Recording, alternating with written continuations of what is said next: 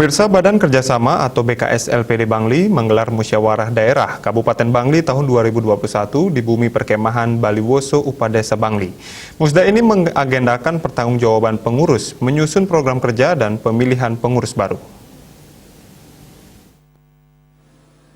Musyawarah daerah BKS LPD Kabupaten Bangli tahun 2021 resmi dibuka Bupati Bangli Sang Nyoman Sedana Arte yang didampingi oleh Ketua BKS LPD Provinsi Bali Nyoman Cendikiawan, Ketua DPRD Kabupaten Bangli dan Ketua Panitia Iketut Suwarno. Musyawarah ini digelar sebagai amanat dari Perda LPD serta ADART organisasi.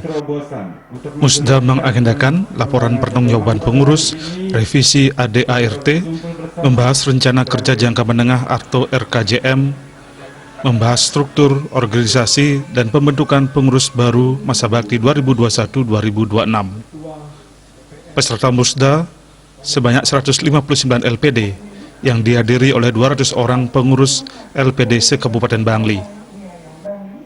Tata cara dan mekanisme pemilihan pengurus itu juga nanti ditetapkan oleh teman-teman peserta musda sendiri di Komisi C, dan nantinya akan diplenokan di dalam sidang pleno, dan nantinya akan melahirkan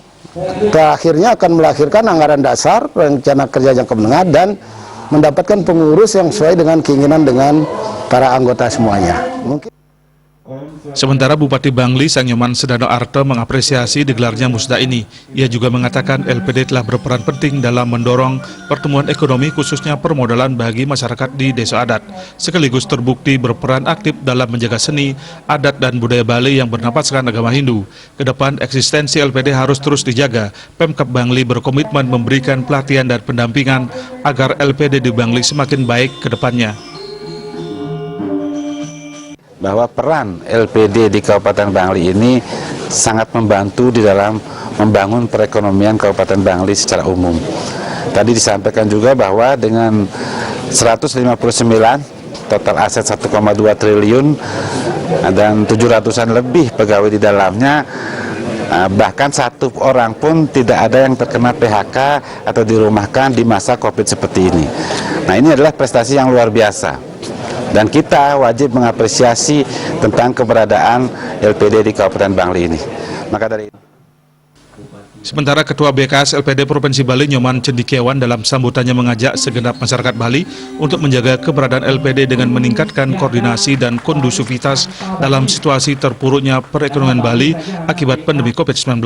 LPD sebagai milik desa adat telah terbukti menggerakkan perekonomian masyarakat dan menjaga Bali melalui dana pembangunan dan dana sosial yang telah disalurkan kembali ke desa adat dan masyarakat.